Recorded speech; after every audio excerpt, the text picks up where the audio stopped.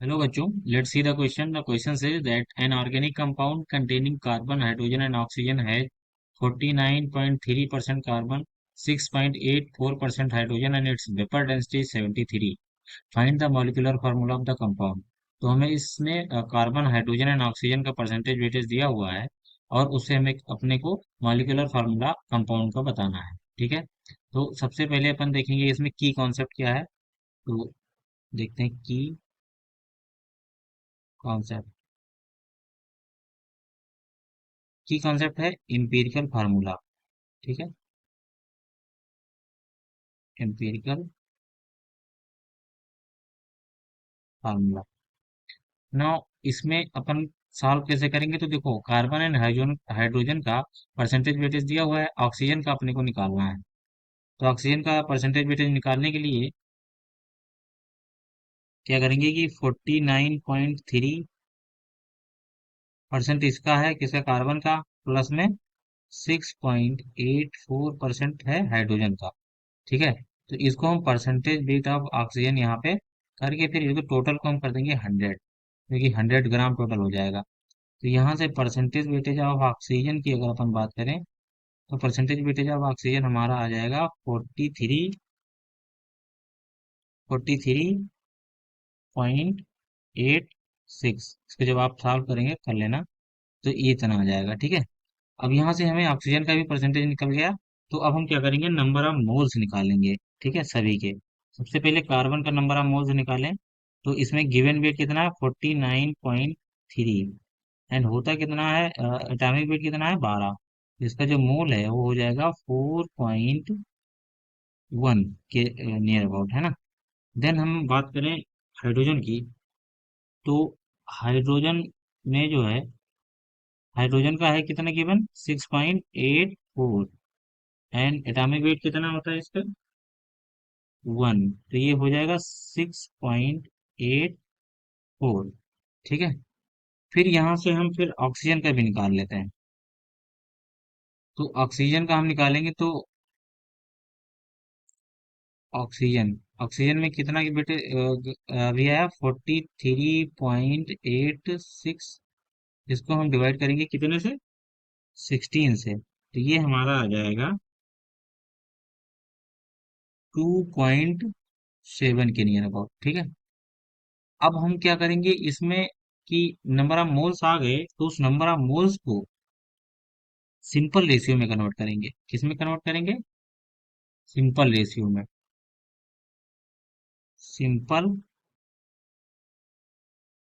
Ratio.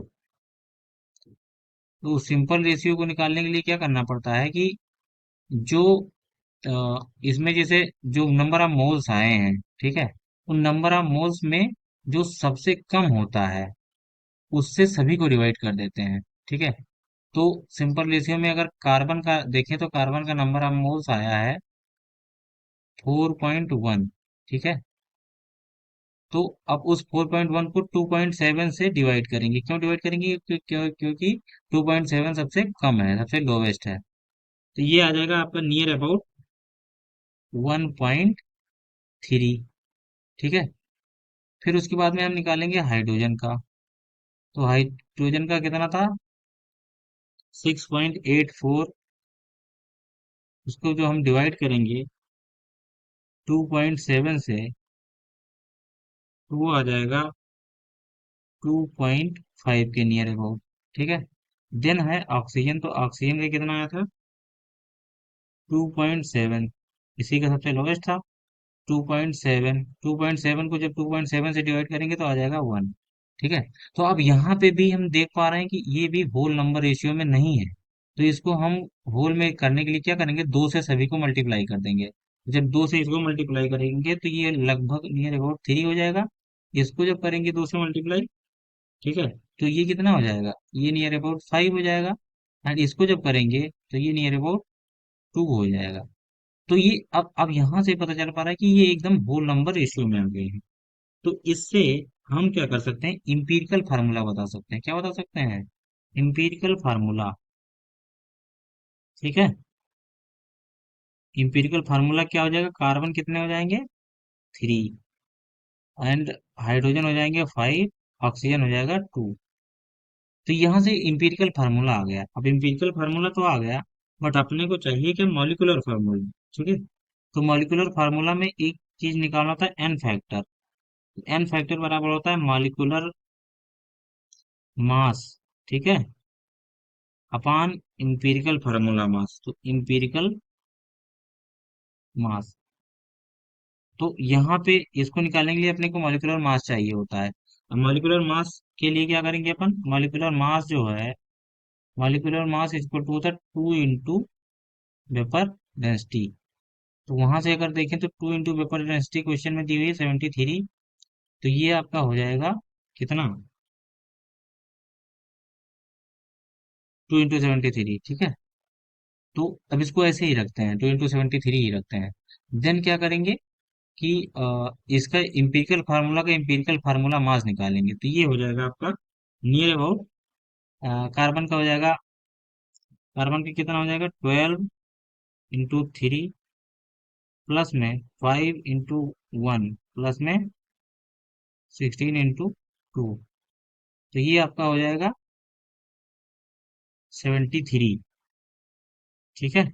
अब जब ये इतना हो जाएगा तो मॉलिक्यूलर मास कितना है, 2 इंटू 73, एंड जो आपका एम्पिरिकल फार्मूला मास है वो है कितना 73। तो इसको जब डिवाइड करेंगे तो ये आ जाएगा आपका, ये कट जाएंगे तो आ जाएगा 2, यानी N2 आ गया। अब देखिए N जब 2 आ गया है, तो अब यहाँ पे क्या करेंगे, जब N2 आ गया तो इसको हम होल जो आपका आया था एन फैक्टर, जो इंपिरिकल फार्मूला आया था, उस इंपिरिकल फार्मूला में हम 2 से मल्टीप्लाई कर देंगे तो हमारा मॉलिक्यूलर फार्मूला आ जाएगी। तो मॉलिक्यूलर फार्मूला विल बी, 2 से टोटल को मल्टीप्लाई करेंगे इंपिरिकल फार्मूला को, क्योंकि जो एन फैक्टर आता है उसको, एन को हम क्या करते हैं, होल इंपिरिकल फार्मूला से डिवाइड कर देते हैं। तो यहाँ पे हम लिखेंगे इंपिरिकल फार्मूला इंटू एन, तो कितना हो जाएगा C6, ऐसे देखेंगे C6H10, H10O4, this will be the answer, ठीक है। So the final answer will be C6H10O4। I hope you understood well, hope best of luck, thank you.